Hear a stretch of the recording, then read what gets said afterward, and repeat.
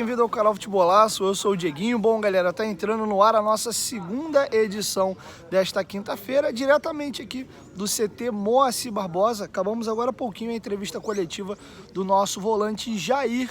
E o tema em voga hoje do dia, da discussão da torcida do Vasco, é muito em função do clássico contra o Fluminense do próximo domingo. E a gente irá discutir vários temas aqui com possibilidade de mudanças no time e se o Fluminense é mesmo esse bicho papão todo ou não. Antes disso, ó, senta o dedo no like no começo do vídeo que me ajuda bastante. Se forem novos aqui no canal, já se inscrevam, ativam o sininho das notificações e sigam minha conta pessoal. E você que ainda não baixou o aplicativo da OneFootball, você não sabe o que está perdendo. Além dele ser 100% gratuito, você tem na palma da sua mão tabelas dos principais campeonatos do mundo, classificações, gols, artilharias e também pode assistir ao vivo e de graça jogos do campeonato alemão. Olha que maravilha, tem uma super novidade agora no aplicativo que você pode ver os melhores momentos dos jogos, tanto dos campeonatos da Série A como da Série B, além também de vocês poderem ver os últimos confrontos recentes entre as equipes. Para quem faz uma aposta esportiva, e tem uma galera aqui no canal que faz, vocês podem pegar o head to head lá para ver o histórico dos últimos confrontos. OneFootball, parceira do canal Futebolaço, o link tá aqui na descrição do vídeo e no primeiro comentário fixado.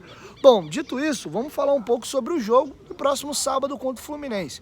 Fluminense que vem de uma goleada de 5-1 contra o River Plate na Libertadores ontem, e tá num estado de graça, né? Fluminense muito bem, apesar da derrota por 4 gols pelo Fortaleza com a equipe mexida, é o atual campeão carioca, vem jogando futebol agradável nos jogos que faz com o Fernando Diniz, e muito tem se discutido se hoje, de fato, é ou não é a principal equipe, pelo menos em termos de desempenho nesse momento, a equipe do Fluminense. Eu faço um grande parêntese aqui a respeito da expectativa que eu tenho para esse jogo.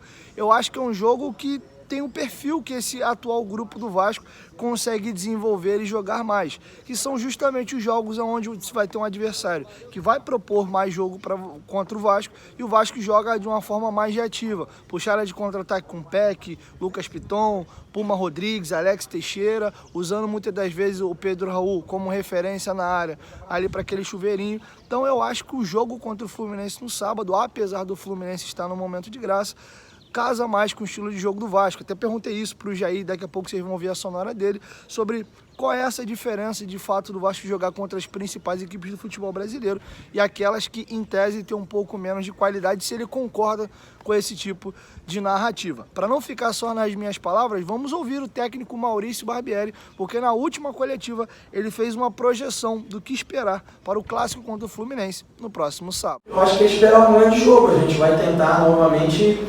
neutralizados. Acho que é uma equipe vem de um último resultado ruim agora contra o Fortaleza. Eu sei que joga amanhã, né, um jogo importante contra o River, mas até esse último resultado aí talvez fosse uma das melhores ou a melhor equipe em atividade no Brasil. A gente sabe que é um jogo muito complicado, um jogo difícil, eles têm uma maneira particular de atuar, uma maneira quase singular, vamos dizer assim. Mas a ideia, de novo, é que a gente possa estudar e tentar neutralizá-los e fazer o nosso jogo, tentar se impor também. A gente vai jogar desde o início buscando a vitória e jogando para cima deles. Bom, ainda sobre o jogo, a última parcial de venda de ingressos já tem 30 mil ingressos vendidos, todos eles para a torcida do Fluminense. Lembrando que para o Campeonato Brasileiro, os 2 primeiros clássicos, a diretoria de Flamengo e Fluminense decidiu mudar a divisão dos ingressos. O Flamengo perdeu para o Botafogo no Maracanã, com a torcida do Botafogo com 10% dos ingressos, e o clássico entre Vasco e Fluminense ocorrerá da mesma forma, 90% para o mandante e 10% para o visitante. Não sabemos ainda, até adiantando, se para o segundo turno o Vasco vai mandar o jogo de fato no Maracanã ou se vai jogar em São Januário, e jogando no Maracanã, provavelmente o Vasco deve adotar a mesma medida de 90-10. Lembrando que tem também no regulamento do Campeonato Carioca uma imposição, aonde os clássicos têm que ser disputados com venda de ingressos no meio a meio. No Brasileiro não existe essa obrigatoriedade da FERJ, então cada um coloca a carga de ingressos da forma como assim desejar. Beleza? Dito isso, vamos ouvir agora o Jair, nosso volante, participou agora da entrevista coletiva, e ele vai comentar um pouco essa questão da expectativa para o jogo contra o Fluminense e se ele concorda com esse fator de fato, o Vasco joga melhor contra equipes hoje do mais alto escalão do futebol brasileiro, que propõe mais jogo e tem realmente dificuldade para enfrentar as equipes com um pouco menos de técnica que jogam de uma forma mais reativa. Com vocês, o Jair, abordando esses dois temas. Boa tarde, eu me sinto tranquilo, eu enfrentei o Vasco em várias situações. Claro que eles vêm de uma ótima exibição no último jogo, né? Eles vieram também de uma derrota no Campeonato Brasileiro com Fortaleza. A gente sabe que o campeonato é um campeonato muito equilibrado, não tem favorito. A gente vê um equilíbrio muito grande entre todas as equipes. Muitos falavam que a gente iria sair com resultado negativo lá de Minas contra o Galo, que é uma grande equipe. E muitos também da imprensa podem estar falando que esse jogo pode ter favorito, que é o Fluminense. Respeitamos a equipe dele, a gente sabe que eles têm um estilo de jogo muito claro. Então é isso que eu posso passar para o torcedor, que a gente vai confiante para esse clássico e a gente vai fazer de tudo para ser com um ótimo resultado. Eu vejo que a gente tem que tentar buscar um equilíbrio de quando a gente propor, tiver um jogo que a gente vai propor mais o jogo, a gente conseguir parar mais as jogadas, conseguir ter o time mais a linha de trás um pouco mais em cima, para a gente encurtar um pouco mais os espaços, né? Claro que no futebol é muito mais fácil tu marcar do que tu jogar. Se colocar uma linha de 6 atrás, 3 na frente da linha de 6 é muito mais difícil, porque tem muitos jogadores atrás. Passei muito tempo no Atlético jogando contra equipes que se defendiam muito bem. A gente tinha 27 finalizações e não conseguia fazer gol, porque é muito difícil fazer gols contra equipes que ficam muito fechadas. Então eu acho que a gente tem que buscar isso, um equilíbrio para quando a gente tiver jogos que tiver que propor mais jogo, estar mais equilibrado para não tomar contra-ataques. Foi isso que aconteceu ao meu ver no último jogo. E é isso, a gente tem que buscar esse equilíbrio. Bom, galera, vou terminar o vídeo do carro aqui, que já deu tempo já do horário da gente sair do CT, então finalizo por aqui o nosso vídeo. Eu vou deixar com vocês o Jair agora comentando quais lições o Vasco conseguiu tirar daquele primeiro jogo lá do Campeonato Carioca entre Vasco e Fluminense, que o Vasco jogou muito bem, principalmente na primeira etapa e não fez os gols, e aí o Fluminense num dia inspirado do Cano, que afinal de contas ele está inspirado o ano inteiro, marcou 2 gols no segundo, um gol de placa do meio do campo. E também ele foi questionado se dava para trazer alguma novidade, se tem uma forma de conseguir vencer esse atual time do Fluminense. E ele aproveita para dar uma cutucada aí na imprensa também, falando que a imprensa comenta muito o resultado e nem sempre fala do desempenho do time nos jogos. Com vocês, o Jair, abordando também esses temas. Um grande jogo no Carioca contra o Fluminense, mas o que vale é o resultado, né? A gente sabe que importa o resultado, tanto para vocês aí da imprensa, que falam muito sobre o resultado. Muitas vezes não vê se a gente joga bem ou mal, mas é importante a gente traçar uma estratégia, isso que a gente vem fazendo nesses dias, para a gente fazer um grande jogo. Lógico que eu não posso falar para vocês como é que vai ser, né? Até porque a gente faz os treinos fechados justamente para isso. Em relação ao Marlon ter entrado no lugar do Rodrigo, não mudou nada isso no jogo, só mudou as características dos jogadores. Um jogo que a gente foi muito bem, a gente teve várias oportunidades de gol.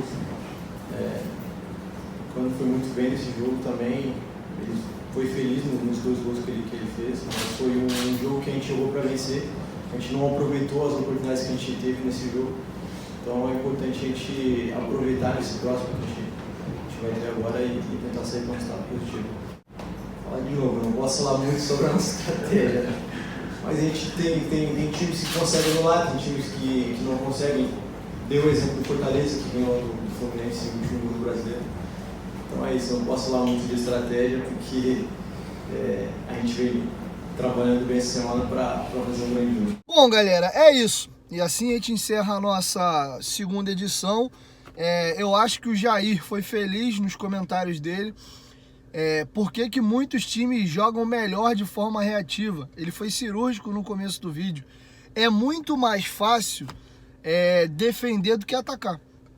Muito mais fácil. E o Vasco tem bons jogadores do meio para frente. Então, se todo mundo se dedica, se todo mundo se empenha e baixa as linhas ali e marca, né, às vezes isso vai enervando, vai irritando o adversário. Você fica, porra, eu rondo a área do cara e não faço gol. E principalmente se você consegue abrir um placar, depois de tomar um gol, aí que o outro time se expõe ainda mais. e foi o que a gente viu no jogo do Bahia.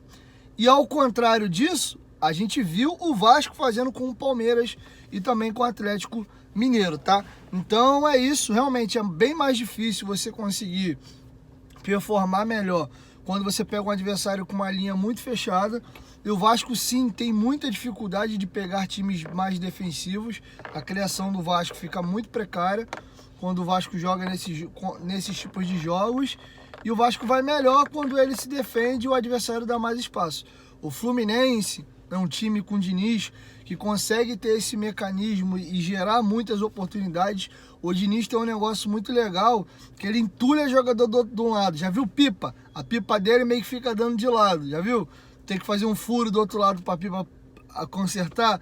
Ele bota muitos jogadores de um lado para facilitar quem tem a bola ter a opção de passe e deixa um jogador espetado do outro lado para quando o adversário está fazendo esse balanço defensivo aqui e o Fluminense está trocando a bola ali, toda vez que tiver oportunidade, viram a bola no ponta do lado oposto e ele vai no mano a mano com o zagueiro ou com normalmente o lateral que fecha aquele outro lado ali, tá? Então a gente viu o Diniz fazendo isso no período do Vasco. Lembra que o Vasco tinha vários canhotos? Jogava todo mundo por ali pela esquerda. Marquinhos, Gabriel, Peck, Nenê e o lateral esquerdo da gente na época, meu Deus do céu, quem era?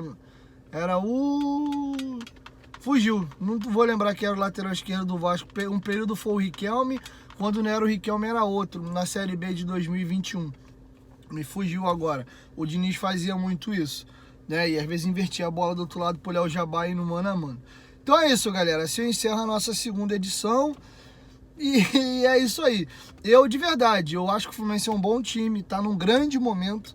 O Fluminense tem um trabalho incrível feito pelo Diniz. O Diniz potencializa o time. Você pega individualmente no papel, o Fluminense tem até bons jogadores, mas não um time estrelado, cheio de jogadores do mais alto escalão. Não é isso. É muito trabalho, entendimento coletivo, mecanismo de jogo, confiança aqui em cima, e o Diniz consegue extrair muito desse time. Se você pegar o que era o Ganso antes do Diniz chegar, Samuel Xavier, Nino e por aí vai, eram muitos jogadores criticados, e o Fernando Diniz chegou, conseguiu criar mecanismos e fazer essa galera produzir. O John Arias era muito criticado pela torcida do Fluminense, e hoje, para muitos, é o melhor colombiano em atividade, e, para muitos até o Cano é o cara mais decisivo, mas o cara que mais gera jogo é o Arias e o Cano. O Arias com essa questão do drible, do 1-2, e o Ganso mais na pifada ali, na genialidade.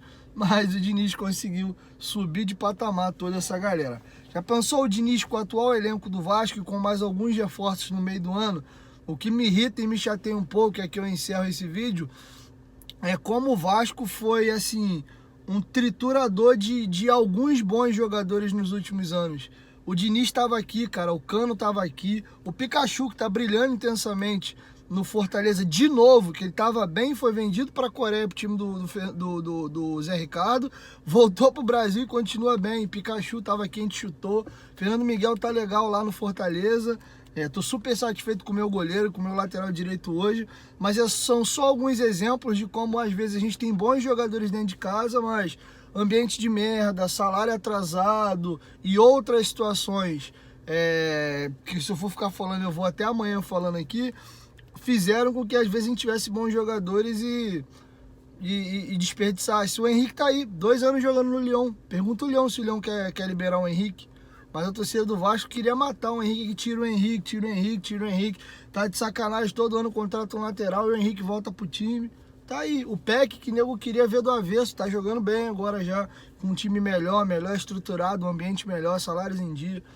Então é isso que me entristece. A gente podia ter esse elenco agora com Pedro, Raul e Cano brigando pela posição. O Cano seria titular, teria um Pedro Raul no banco. A gente poderia ter o Fernando Diniz como nosso técnico, né? Falando só de 2 caras que estavam aí na Série B de 2021. É isso, 1, 2, 3, futebolaço, tamo junto, família. E logo mais, talvez, possivelmente, eu volto com a 3ª edição. Lembrando que estaremos hoje com Carlos Germano, no Futebolaço Podcast, às 8 horas da noite. Tamo junto.